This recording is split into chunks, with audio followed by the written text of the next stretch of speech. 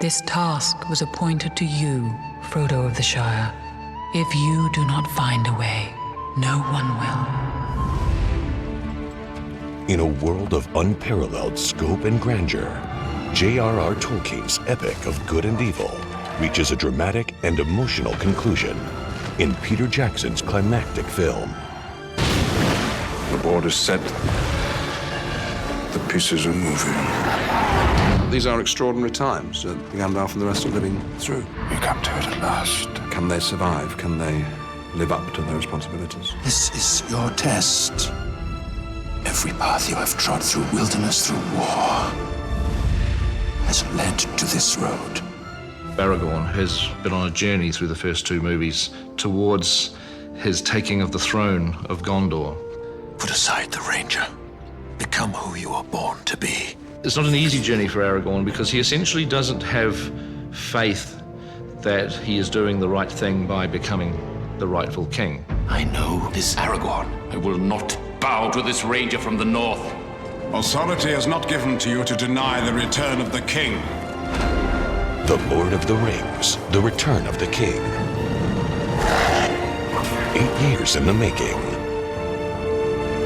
3 record-breaking motion pictures.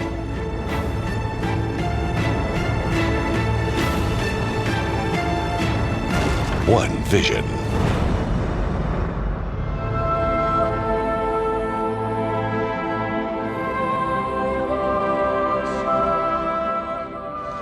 And cut. Good. Good.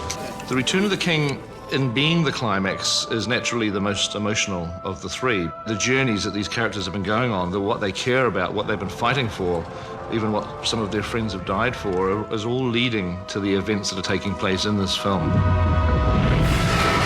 Return of the King really is the jewel in the crown. It's a massive payoff because these characters that you've watched over the course of 2 films have to go to the ends of their abilities. The longer that Frodo is in possession of this ring, the more Frodo suffers. The tension in all storylines is at its absolute peak. This is where the characters meet their final test. This is where it could all end. What you find in these movies, and Return of the King especially, is its basic human emotional stuff, if you like. It's made up of all the same elements that are important in life. Friendship, loyalty, compassion, love. They're all things that we would ourselves like to aspire to and would hope that we would behave in this way if we found ourselves in the same circumstances.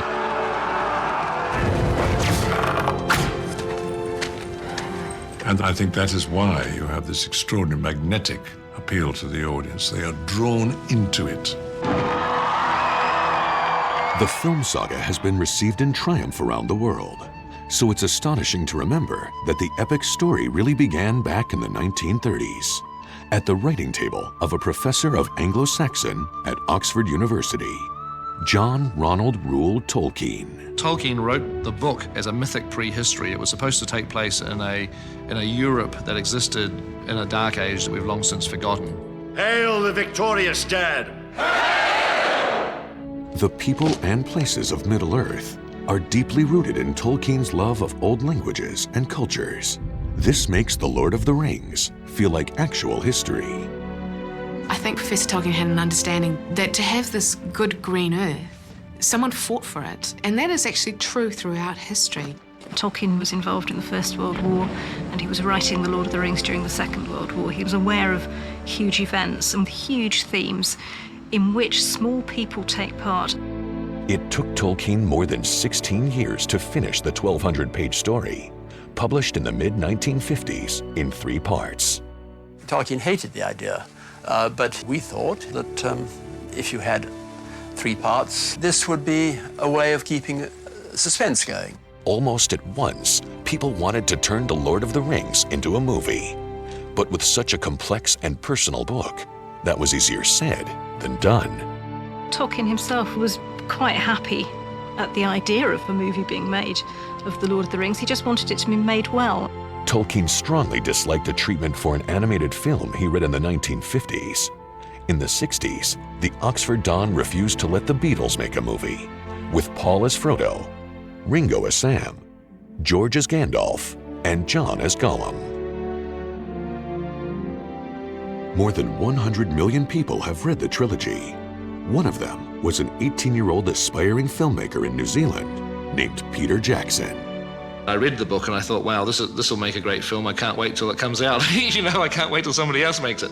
And that was as far as my kind of thinking went at that stage. I never ever dreamt it would be me doing it, not in a million years. 2 decades later, Jackson had established his reputation with innovative films like Heavenly Creatures.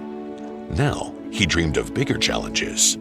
Down in New Zealand, we'd set up this little company called Weta, and we had like about 30 computers, and we were doing these ghost effects for this movie we were making. And it was a realization that we had arrived at a time when just about anything you could imagine was possible to put on film. That then led me to think, well, okay, if anything is possible, what has always been thought to have been impossible? And I thought The Lord of the Rings. Jackson and his co-writers crafted a screenplay that squeezed the 3 books into 2 movies. They never thought a Hollywood studio would risk making 3 such films.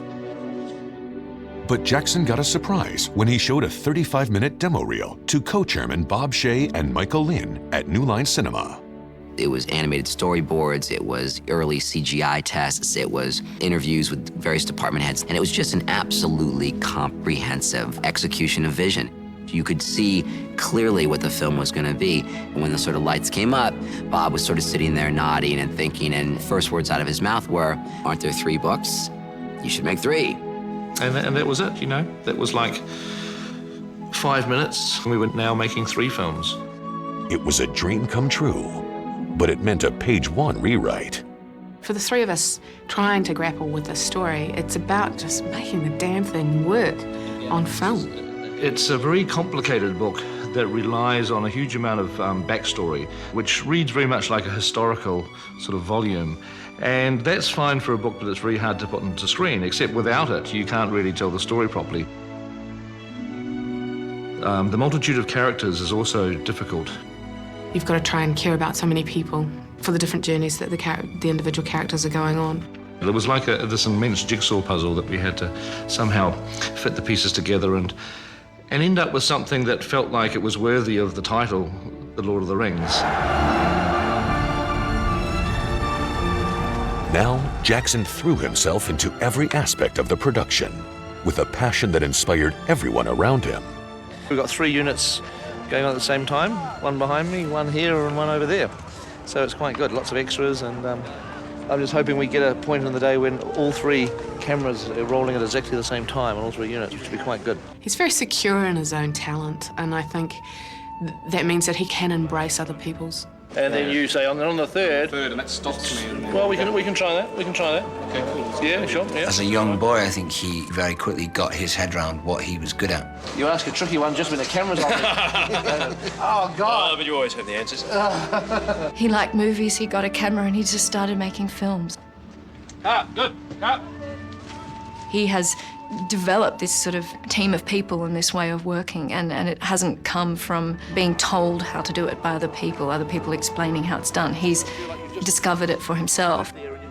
This job could be a burden, just like The Ring, but he chose for it not to be, and he chose for it to be something that he carried lightly, you know, with a lot of humour. Even as the 3 scripts were coming together, Jackson had to find the right actors to bring Tolkien's characters to life. Any story you tell depends on 2 things. One, the story itself and a great script. And the other thing is a well-cast movie so that you react to an emotionally moving performance. And all the rest of it is really the icing on the cake. Jackson had to fill more than 100 speaking parts, and he was well aware that everybody who had read the books had their own ideas of how Tolkien's people should look and sound. We were finding actors to represent some of the most beloved characters in history. So we felt that responsibility acutely, and we spent a lot of time trying to find people who just felt right.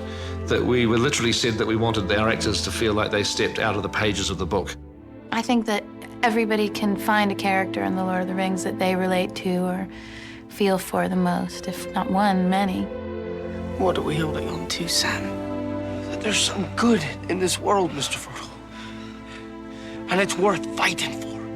Frodo had the sort of burden and the responsibility of carrying this ring, and I had the burden and responsibility of seeing this character through, which was, at the time, quite scary, because it's a character that millions of people know and love, and if I'd gotten it wrong, that would have been a great tragedy, and I certainly didn't want to get it wrong. Good. And that I definitely felt the weight of that responsibility. At the time, nobody in The Lord of the Rings was a big box office name. Instead, Jackson put together an ensemble cast from a wide variety of backgrounds. He showed a knack for spotting new talent. I was coming to the end of my third year at the Guildhall School in London, School of Music and Drama. So I read for Legolas, and I got offered the role just 2 days before I finished school. Anything to make him look a little less non-human. The ring will come to him sooner or later. The acclaimed Shakespearean actor Sir Ian McKellen seemed like the ideal Gandalf. Ironically, he had never read the books. Bollocks. But then he started to read, and he really became, very quickly a Tolkien expert. And Ian would often walk on set clutching a copy of the book, and he'd be sort of opening up to certain pages. He was really determined that Gandalf had to be the Gandalf that Tolkien wrote. How do we know Frodo is alive? What does your heart tell you? I think of him as very real. I know what he ate for breakfast. I know what his appetite's like. I know every ache and pain of his body. And it reminds me of a long-held aim as an actor to only play good parts. Because the better the part, the better the actor. To become at home in Tolkien's Middle-earth, most of the lead actors had to learn the finer points of swordsmanship and screen combat.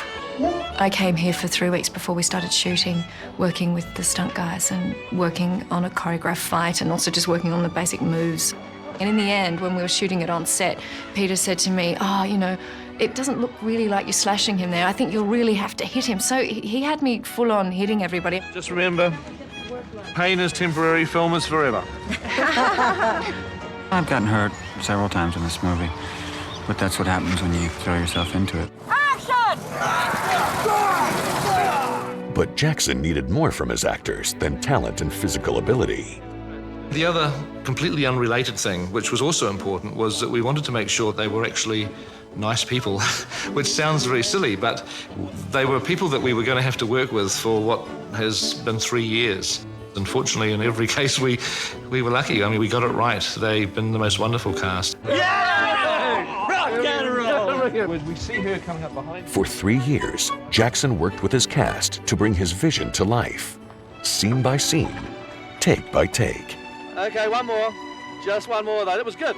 He's incredibly exacting and a perfectionist, which I admire and warm to. But he's very good-humoured, and I think that is absolutely vital in a director who is tackling these stories. He knows what he wants. He knows how the character should evolve, and, I go along with that. I think he knows where acting comes from, and he knows how to kind of tap into that. And because he gets to know us, he knows how to get the best performance out of every actor individually. And then do you not know? It has to be very vulnerable, a very vulnerable, soft line. It's sort of a very honest line. He definitely has the ability to add that one comment or a suggestion that will make it work completely for that given moment or that interaction between characters. Why have you come? Do you not know? There's never a moment that, as an actor, you second guess what's being done or why it's being done. It's all about trying to give Peter what it is that he wants and how to keep that consistent with the power of the books. I've read them, hundreds of times, literally, word for word. You could look as you're scrabbling as if you're sort of kicking it and pushing it, kicking on them. Before we shoot a scene in the film, I usually go back over the book and actually read the chapter from the book. It took a tremendous commitment from Jackson, his actors, and his crew to shoot 3 movies out of sequence, all at the same time, and stay focused. I think over the course of the 3 films and all of the principal photography, the thing that struck me most about Peter was his ability to maintain first his energy and his enthusiasm, as well as his ability to never lose sight of where these films were going. For Jackson, the final goal was never in doubt. There was this aura about Return of the King that was quite special. I mean, obviously we were skipping around quite a lot, but whenever it came to doing something from film 3, there was this kind of excitement. The men have found their captain. They will follow you into battle, even to death. You have given us hope. This is where the characters are pushed to the brink. This is where Aragorn must decide whether he is the king or not. I see in your eyes the same fear that would take the heart of me. The Return of the King is the reason why you make the first two films. You know, you make the Fellowship of the Ring and the Two Towers because you want to get to the Return of the King. That's the whole point. A day may come when the courage of men fails, but it is not this day. This day we fight! Is there any hope, Gandalf, for Frodo and Sam? There never was much hope. Just a fool's hope. We have created a film that has a feeling that it takes place in a real place. Some of that reality came from the magnificent locations of Jackson's native country. Sometimes when you go to places, you feel, oh, I've been here before. I felt about New Zealand, I've never been here before. But much of Tolkien's world had to be built by hand. That looks good. Yeah. Nyla Dixon assembled a costume team that created more than 15,000 garments. I always wanted the wardrobe to feel more historically based and fantasy based. I just wanted it to have an organic reality. It's just pretty tatty. You've worn it all your life. You've worn it for 30 years. Nyla Dixon hasn't dressed the hobbits in any materials that the culture of the hobbits would be unable to produce. Then at the same time, she's been able to use some wonderful fabrics and looks for the elves. As a costumer, the best thing that you could do was to try and involve the actor in the development of that character through the costume. I was just fascinated by what she was doing, and to learn how to understand. I mean, it was like just a piece of fabric laid over me with a hole cut out for my head, and then we had to figure out this shape. And then I would go away and come back, and they would have created this, you know, incredible masterpiece. And action! The costumes that I wear, 3 layers that you never see the 2 layers underneath, but the 2 layers underneath are utterly beautiful. Put it on a slight tilt to one side and it'll keep the arrow firmly on your hand. Richard Taylor supervised the weapons and armor used in the film. Over the course of production, Taylor's team crafted 10,000 arrows, 48,000 weapons, shields, and scabbards, and 12 million links of chainmail.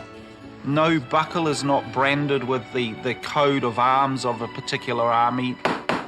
Every belt is hand-tooled, and in doing this process, the audience hopefully will gain a richer perspective of the cultures that have gone on for thousands of years to generate the moment in time that we are shown in the period of the film. This passionate attention to detail in production design was more than just eye candy for the audience. Erwin presents it to Theoden, who basically, yeah, it's a real thing. To have it really there is a gift for actors. It means that although you're always using your imagination, you can walk around it and get a feeling of what it is like to live in a place like that. Jackson's vision of Tolkien's world was slowly built with plaster, prosthetics, and pixels. In the end, he got the authenticity he wanted. Gandalf! You see past the pointy ears or the big hairy feet. You see real people, real races of hobbits or, you know, humans and elves and whatever. You have my sword. And you have my bow. And my axe. The different cultures of Middle-earth inspired the music of composer Howard Shore. We've used ancient Dwarvish in Moria. It was sung by a Maori Samoan choir. We used Elvish, Sindarin, and Quenya in the score. I wanted it to have a feeling of antiquity, and I wanted it to have a historical feel. What can you see? For the end of The Return of the King, Shore co-wrote a haunting ballad for singer Annie Lennox. Annie Lennox had a certain sound to her voice that, to me as a composer, there was a Galadriel connection.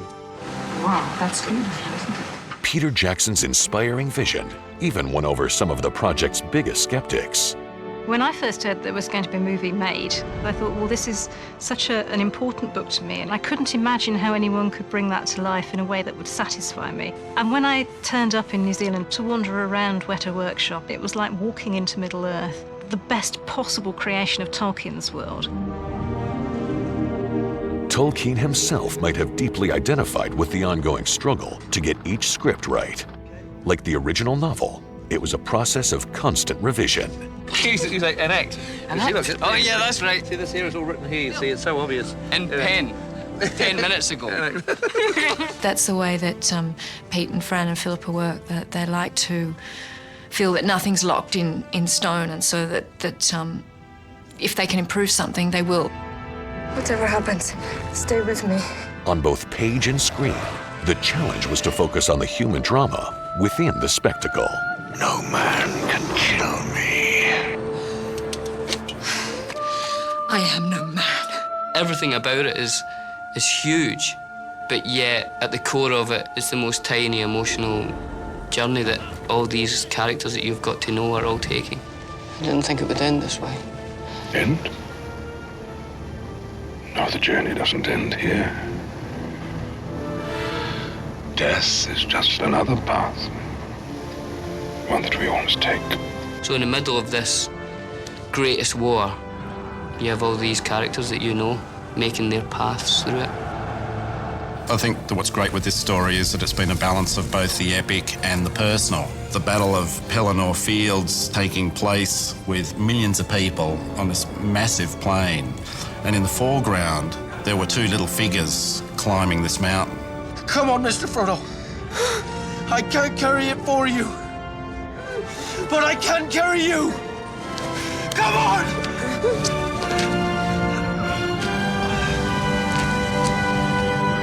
After the battle outside the gates of Mordor and the hellish climax inside Mount Doom, it might have been tempting to send audiences home on a high note. But that wasn't how J.R.R. Tolkien finished his story.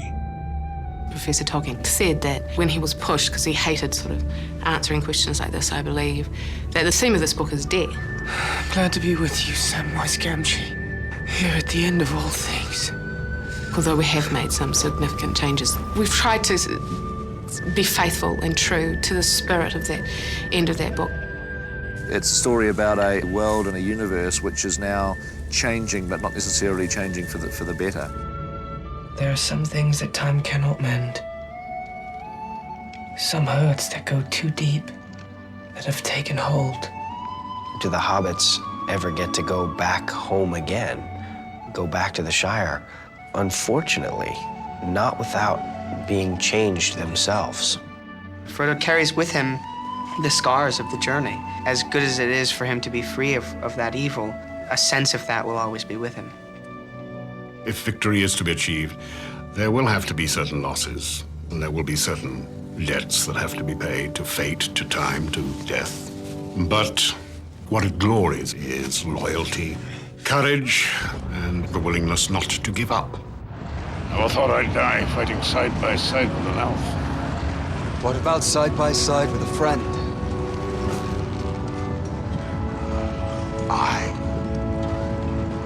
I could do that. That's what's interesting, and that's what will last. I mean, 50 years from now, there'll be some special effects that may or may not seem dated. It won't really matter because the emotional through line, the truthfulness, is what will last. Lovely last shot. When post-production on The Return of the King finally wrapped in 2003, the fellowship of the cast was over.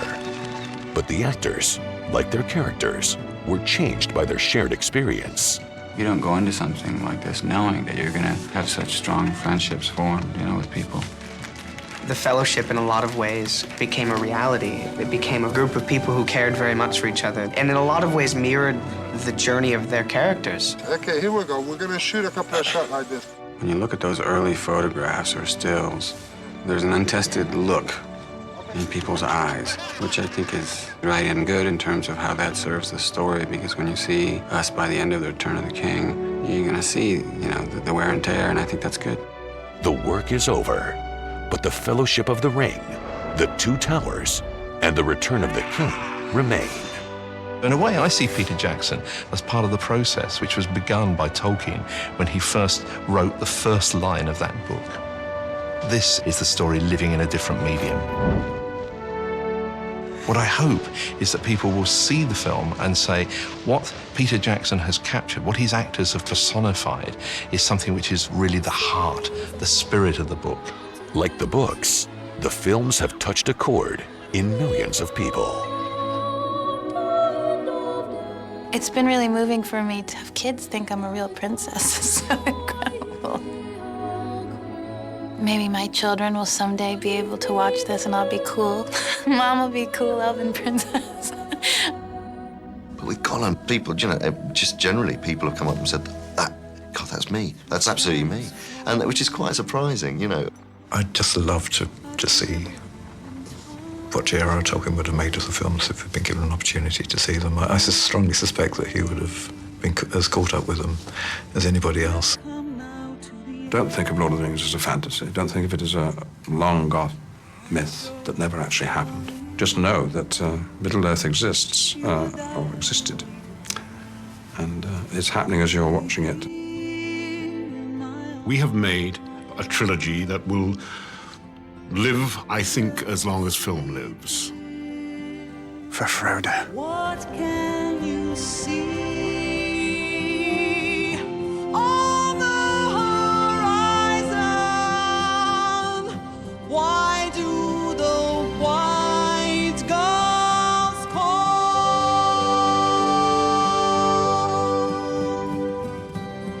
across the sea? All you have to decide is what to do with the time that is given to you. The ship